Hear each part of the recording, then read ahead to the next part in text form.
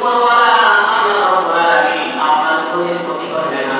কারণ হচ্ছে আপনি আপনার আত্মীয়স্বজনের হক আদায় করেন, প্রতিবেশীদের হক আদায় করেন, এতিমদের সাহায্য করেন, মিসকিনদের খাদ্য দেন, সকল মানুষকে আপনি সমানভাবে দেখেন। সুতরাং আল্লাহ রাব্বুল আলামিন